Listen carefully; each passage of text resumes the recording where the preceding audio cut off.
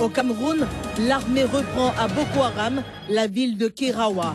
Le groupe islamiste en avait pris contrôle vendredi.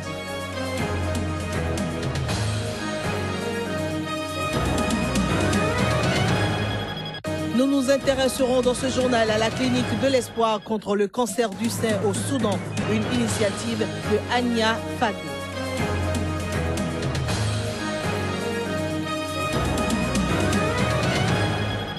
Élection présidentielle en Argentine, les citoyens de ce pays choisiront demain entre Daniel Scioli et Mauricio Macri.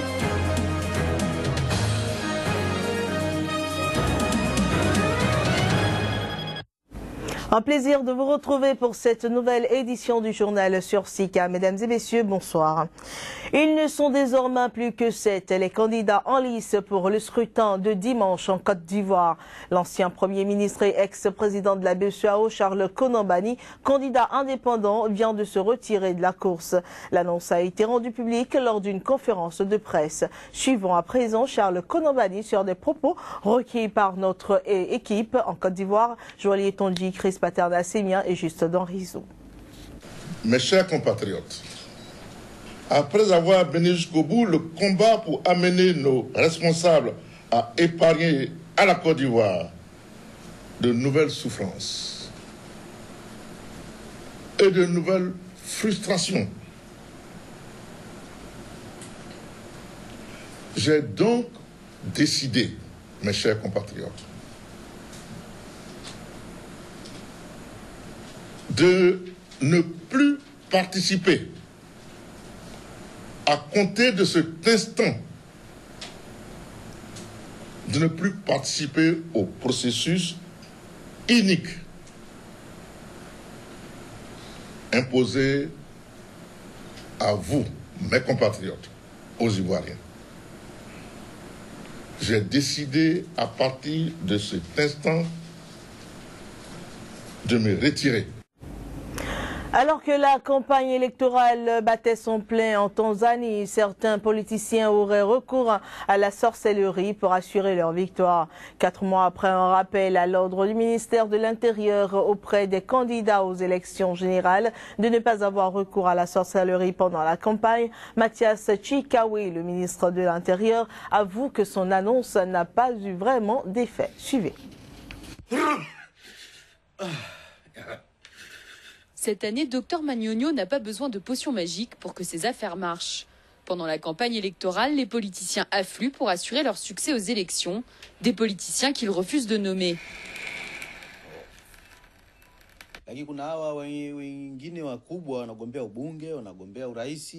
Les candidats importants qui veulent devenir députés ou présidents m'envoient leur assistant. Avec lui, j'arrange un rendez-vous avec le politicien dans un endroit caché car ils sont connus.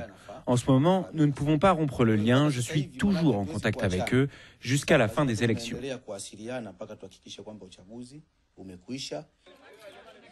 Selon une étude de 2010 du Pew Research Center, un centre de recherche américain, plus d'un Tanzanien sur 2 croit en la sorcellerie.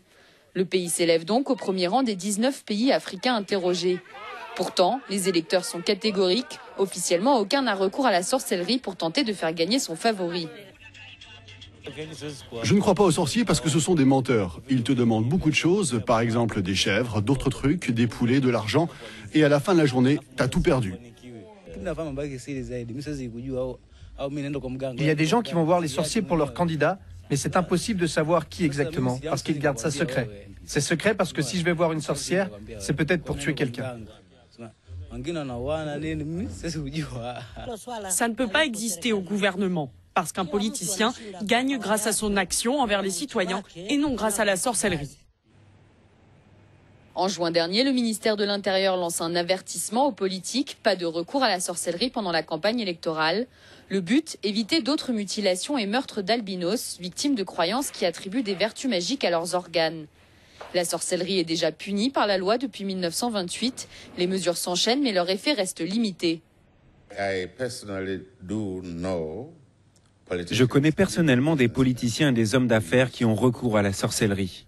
Ces croyances sont dures à éradiquer. Une loi a été créée il y a longtemps, mais la sorcellerie est toujours présente aujourd'hui.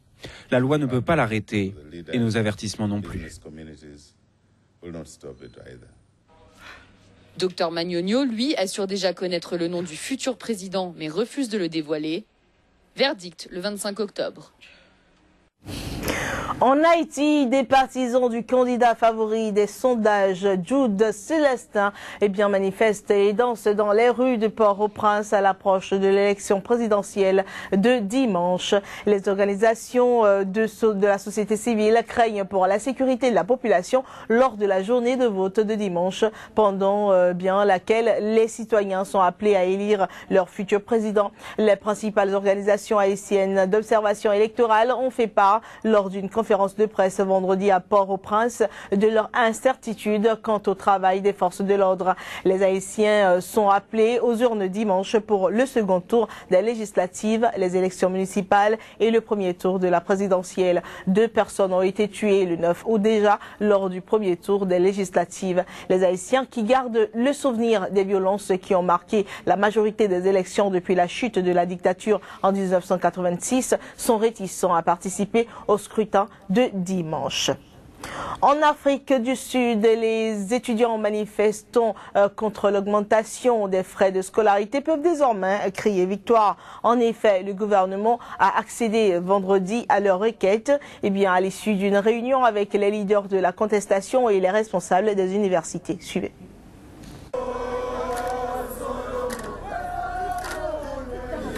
Les quelques jours de manifestations qui ont paralysé le fonctionnement des universités dans tout le pays auront finalement payé. Les étudiants sud-africains ont obtenu du gouvernement l'annulation de l'augmentation de leurs frais de scolarité. Dans une allocution télévisée, le président Jacob Zuma a fait savoir qu'il n'y aurait aucune augmentation des frais de scolarité en 2016. Une mesure qui, si elle était adoptée, rendrait inaccessible l'université pour une majorité de Sud-Africains, notamment les plus démunis. Plus tôt dans la matinée, les manifestants des différentes universités de Pretoria et Johannesburg avaient défilé sans incident dans les rues de la capitale sud-africaine pour rejoindre Union Building, où une présence policière avait été renforcée. Au Cameroun, l'armée a repris dans la soirée de vendredi aux islamistes nigérians Boko Haram Kerawa, une ville dans l'extrême nord dont ils avaient pris le contrôle vendredi matin. Le retrait a été confirmé par une source militaire précisant que les insurgés avaient fui au Nigeria. Notons que cette prise intervient quelques jours après l'annonce par le président Barack Obama du déploiement d'un détachement de 300 soldats américains au Cameroun pour participer à la guerre contre les islamistes. Le cancer de sein fait rage dans plusieurs pays d'Afrique. Au Soudan, par exemple, des mois peuvent s'écouler avant qu'une femme apprenne qu'elle souffre d'un cancer du sein. Une situation qui a poussé Ania Fad à retourner dans son pays pour ouvrir à Khartoum l'unique centre médical spécialisé. Pendant ma visite au Soudan, j'ai remarqué une augmentation du nombre de femmes touchées par la maladie et l'absence de vraies opportunités de diagnostic et de traitement. Ce sont les raisons qui m'ont motivée et encouragée à transmettre mon expérience et offrir ce service aux femmes soudanaises. Ainsi est née l'idée de créer un hôpital spécialisé et dédié au cancer du sein. Forte de son expérience à l'étranger, Ania Fadl avait l'expertise nécessaire pour se lancer dans l'aventure à Khartoum. Le centre médical qu'elle a fondé en 2010 à Khartoum a déjà accueilli des milliers de femmes de tout le pays, mais également du Soudan du Sud voisin, du Tchad ou d'Éthiopie.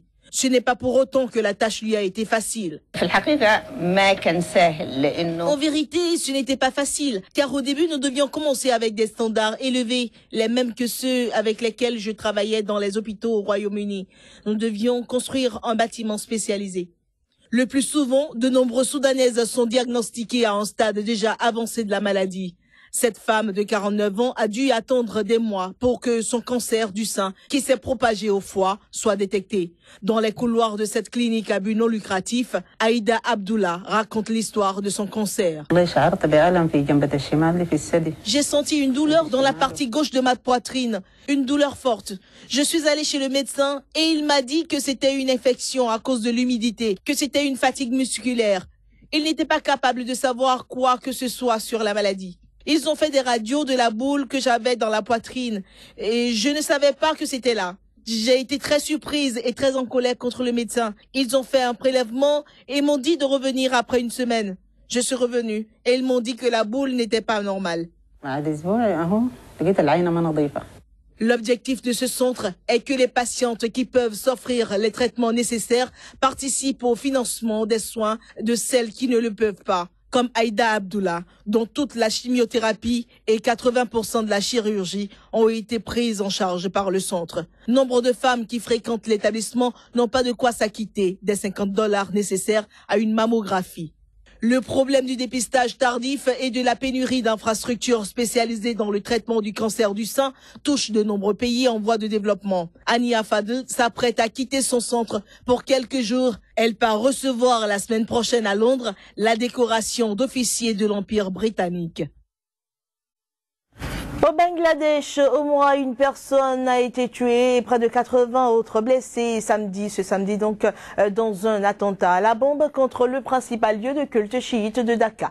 D'après près de 20 000 personnes y étaient réunies pour la fête d'Ashura. Et bien, selon la police, 3 bombes de petite taille ont été lancées devant le bâtiment Hosseini d'Allah, le principal lieu de culte chiite de la capitale samedi, donc tuant un garçon de 14 ans, c'est ce qu'on a appris de la même source. L'attaque est intervenue lors d'un rassemblement à l'occasion de la célébration du deuil chiite de l'Ashura, commémorant le martyre de l'imam Hussein, petit-fils du prophète Mahomet. Selon les experts, eh bien, les militants islamistes extrémistes représentent un danger croissant dans ce pays où la crise politique qui s'éternise a radicalisé donc les opposants au gouvernement. Puis nous allons à présent en Argentine pour dire que les citoyens de ce pays se rendent aux urnes dimanche prochain pour élire leur prochain chef d'État. Les sondages unanimes donnent vainqueur Daniel Scioli, le candidat de la coalition de gauche au pouvoir. Mais le candidat conservateur Mauricio Macri ne lui permettra peut-être pas d'être élu dès le premier tour. Reportage. Les Argentins sont appelés aux urnes. Dans quelques jours, ils voteront pour élire leur nouveau chef d'État après 8 ans de présidence de Cristina Kirchner. 2 candidats se distinguent dans les sondages, le gouverneur de Buenos Aires, Daniel Scioli, largement en tête, et le maire conservateur de la capitale, Mauricio Macri. Daniel Scioli, issu du parti au pouvoir, promet aux électeurs la continuité de la politique de gauche de l'actuelle présidente.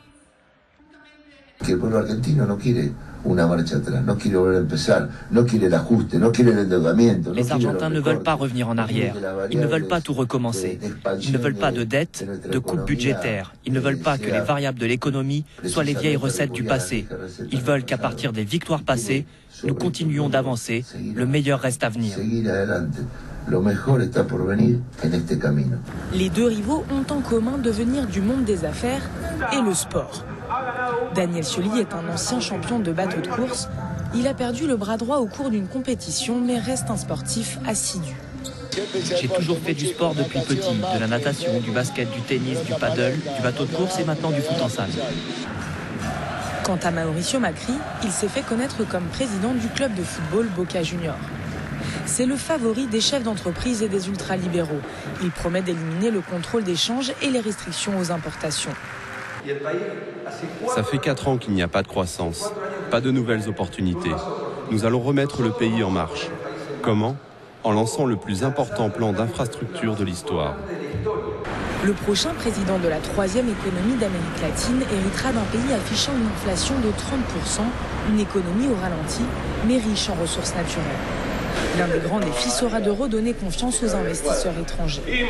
Il y a une fenêtre d'ouverture, très étroite, mais l'opportunité est immense. Une fenêtre de quelques heures pendant lesquelles le prochain président doit transmettre un message au monde. Et le message doit être que l'Argentine est un pays où l'on peut investir, où il y aura des règles claires. Dimanche, Daniel Scioli pourrait remporter l'élection dès le premier tour s'il rassemble 40% des voix et 10 points d'avance sur son rival de droite. Sinon, un second tour départagera les candidats le 22 novembre. Et c'est avec ces images que nous mettons un terme à cette édition. Mesdames et messieurs, merci de nous avoir reçus chez vous. Nous vous souhaitons